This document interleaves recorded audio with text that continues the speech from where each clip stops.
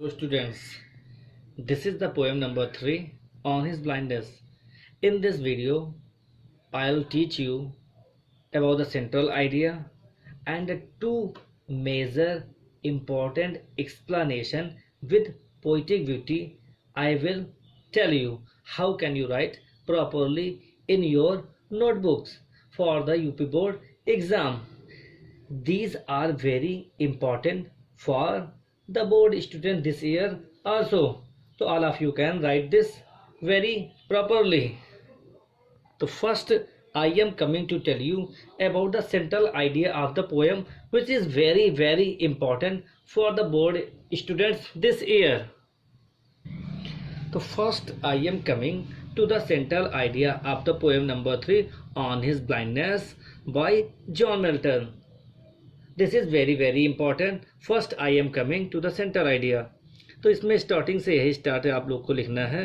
In this sonnet John Milton expresses his grief over his premature blindness in mid as.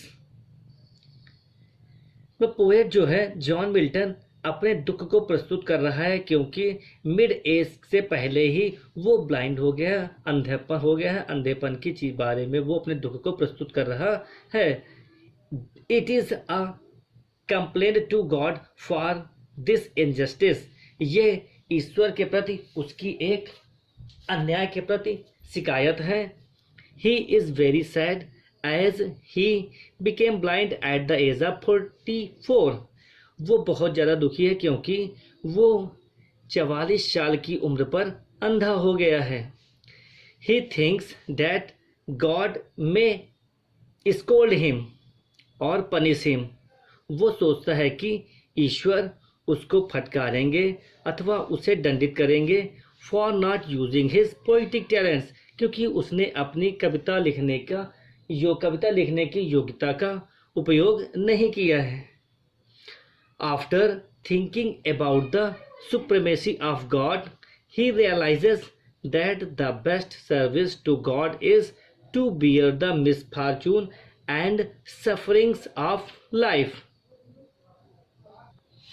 ईश्वर की श्रेष्ठता के बारे में सोचते हुए, क्या चीज पोएट सोच रहा है? ईश्वर की श्रेष्ठता के बारे में सोचते हुए वो रियलाइज करता है कि the best service to God, ईश्वर की सबसे बड़ी सेवा हो सकती है टू बियर द मिसफॉर्चून, जो उसके द्वारा दुर्भाग्य हमें दिए गए हैं उनको सहन करके, एंड सफरिंग साइड लाइफ, जो हमारे जीवन के कष्ट हैं उनको सहन करके ही हम पूर्ण रूप से ईश्वर की सेवा कर सकते हैं.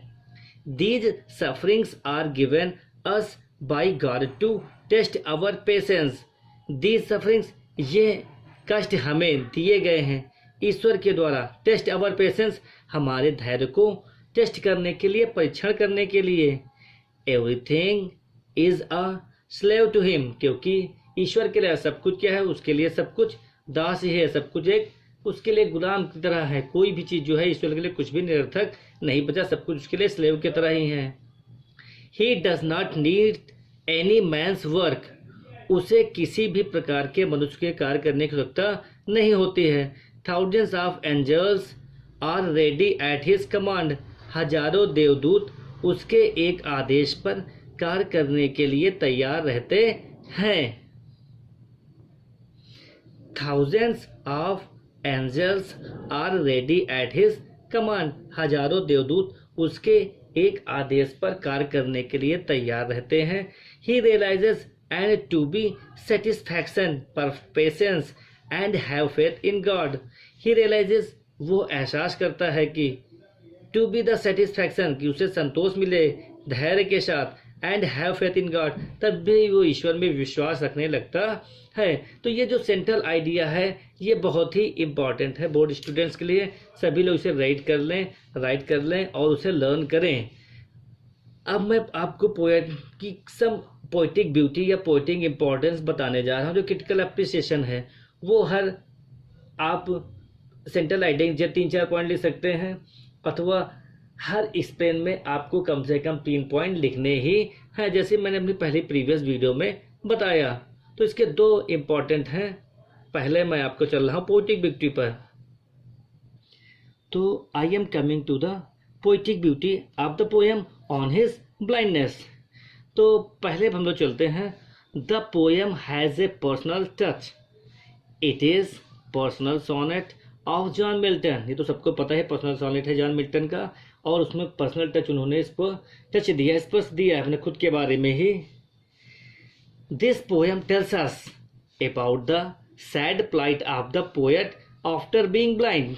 पोएट के त्रास को, दुख को, दर्द को इसमें दिखाया गया है, क्योंकि जब वो अंधा हो जाता है उसके बारे में वो खुद बताता है। The language of the poem is very simple है, लैंग्वेज पोएम की इजी है, एंड लूसिड ही बहुत ही माधुर्य है। अगले पॉइंट पर, it is divided into two parts. It is divided into two parts. The rhyme scheme is A B B A, फिर इसका दूसरा C D E C D. मतलब जो पोएम दी गई है वो 40 लाइन्स की है। तो पहले हम जो वर्ड का राइम स्कीम बोलने के अकॉर्डिंग बोलते हैं तो उसमें ये पैटर्न आएगा, फिर दूसरे स्टैंजा में भी पैटर्न आएगा, लास्ट की 6 लाइन में इस तरह सी डी करके आएंगे। अब मैं आपको पोएम की लाइनें दिखा रहा हूँ। ये है इसकी राइम स्कीम। स्पेंट, ट, वाइड, ड, हाइड, ड। तो अ बी, फिर बी स्पेंट, बेंट, अ। तो अ बी बी अ। अब से present, child, the need, prevent. तो फिर अ बी बी अ। तो ये राइम स्कीम चल रही है। और लास्ट स्टैंजा में देखिए 8 लाइन हो गई, 6 लाइन ये है नीड। अब इससे अलग हो गया, डी इसमें आया, तो इसमें क्या हो जाएगा, जैसे सी, इसको ए और बी माना गया था, इसको माना गया सी। और फिर वेस्ट, तो ये कैसा हो गया, फिर डी, सी डी, फिर ये अलग स्टेट ई, तो सी डी ई। फिर उसी तरह आएगा the speed, need speed, best rest, state wait. तो सी डी ई। तो यही इस पोएम की राइम स्कीम है। ऐसे हम लोग इसके पोएम की राइम स्कीम देख लिए हम लोग। क्या बुना बना, ऊपर से अ बी बी अ, फिर अ बी बी अ, फिर सी डी ई। ये पूरी पोएम की राइम स्कीम हुई। अब हम लोग चलते हैं अगले next point of the poem, poetic beauty पर। This shows firm faith of the poet in God. God को जो है वो फिर्म फेथ, पोएट दृढ़ विश्वास पोएट का ईश्वर के प्रति दिखाया जा रहा है। Here is the beautiful use of personification figure of speech in the line. ये जो लाइन पोएम में है, कौन सी लाइन है, but patience to prevent that murmur soon replies. इस स्टैंजा में पर्सोनिफिकेशन फिगर ऑफ स्पीच का यूज किया गया, मानवीकरण अलंकार का प्रयोग किया गया है। तो इन चीजों को लिख सकते हैं आप। अब इसके बाद हम लोग चल रहे हैं to very important explanation of the poem. तो पीस हमारा है ये व्हेन आई कंसीडर से लेकर रिटर्निंग चाइल्ड तक। तो 2, 4, 6 लाइनों को हम लोग एक्सप्लेन करने जा रहे हैं, जो वेरी इंपॉर्टेंट लाइंस हैं। फर्स्ट हम लोग क्या लिखेंगे, पीस लिखेंगे व्हेन आई कंसीडर से डॉट रिटर्निंग चाइल्ड तक। तो फिर reference, this beginning stanza has been taken from the poem on his blindness, a personal sonnet of John Milton, one of the greatest poet of the world.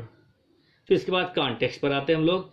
Hair the poet expresses his hurt felt mental agony, मानसिक दुख को, ever the loss of eyesight prematurely, premature के समय से पहले ही उसकी eyesight हो जाने पर वो बहुत अपने मानसिक दुख को प्रदर्शित कर रहा है, हम लोग को आगे प्रस्तुत कर रहा है।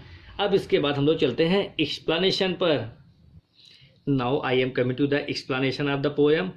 In this stanza the poet complains to God against the loss of eyesight, क्योंकि वो ईश्वर से कंप्लेन कर रहा है आई साइट के खो जाने पर, नुकसान हो जाने पर ईश्वर के विरुद्ध वो शिकायत कर रहा है। He considers that God has done injustice to him, कि ईश्वर ने उसके प्रति अन्याय किया है। बाय स्नैचिंग, स्नैच करना, छीन लेना, हटा देना, अलग कर देना, अवे हिज आई साइट, उसकी आई साइट को उससे स्नैच करके, दूर करके उसने उसके साथ इनजस्टिस किया है। Because he was a composer and without eyesight he would not be able to do that, क्योंकि वो एक कंपोजर है, पोएम को कंपोज करने वाला है, अगर उसकी आईसाइट ही नहीं रहेगी तो वो इस प्रकार की चीज़ों को करने के लिए अनेबल हो जाएगा, असमर्थ हो जाएगा, नॉट एबल हो पाएगा, उपयुक्त नहीं हो पाएगा। He says that he was not at interested in using his talent of composing poetry. जब वो उसके पास नहीं बचेगी आईसाइट तो वो जो है पोएम को कंपोज करने का जो उसके अंदर का टैलेंट है, TALENT टैलेंट है कंपोजिंग का, पोइट्री को कंपोज करने का, वो उसमें इंटरेस्ट नहीं ले पाएगा, रुचि नहीं ले पाएगा। For his own benefit, BENEFIT, अपने फायदे के लिए वो पोइट्री में कोई भी बेनिफिट नहीं लेना पसंद करेगा।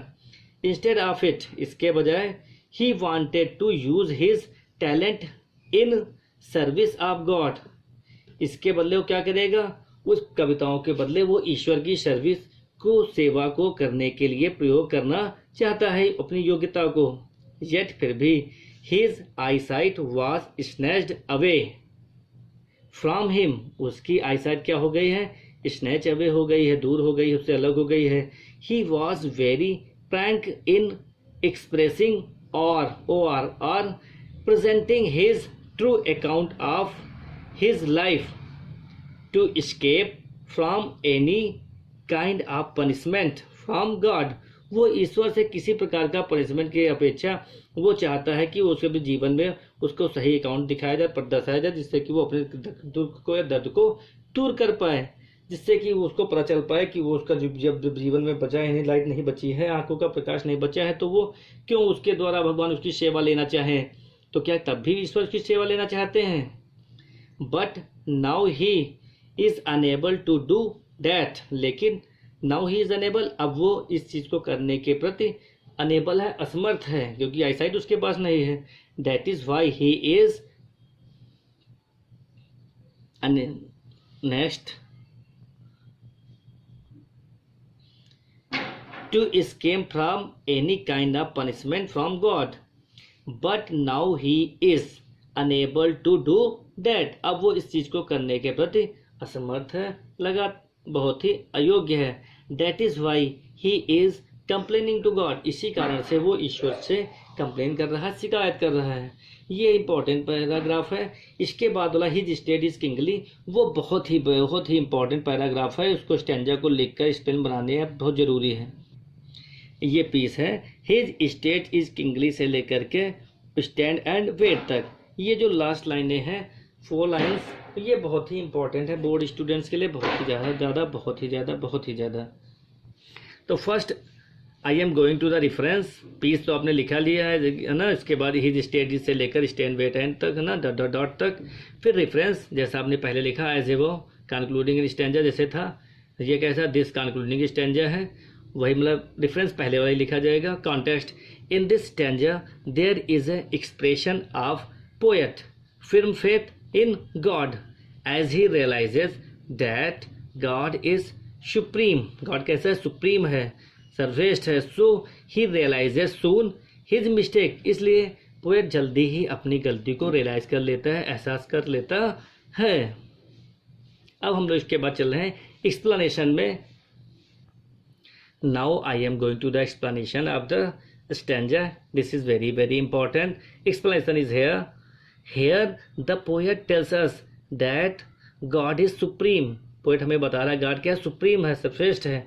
He is omnipresent, omnipotent and omniscient, क्या है, सर्वव्यापी, सर्वशक्तिशाली और सर्व जगह व्याप्त होने वाला, सब कुछ प्रदर्शित कर, सबसे शक्तिशाली, सभी चीजों में वो है ईश्वर। गॉड क्या है, God he is omnipresent, omnipotent and omniscient। अब ये पोएट बता रहा है, उसको रियलाइज हो जाता है। He as he himself realises, so in the end, अंत में वो इसको रियलाइज करता है।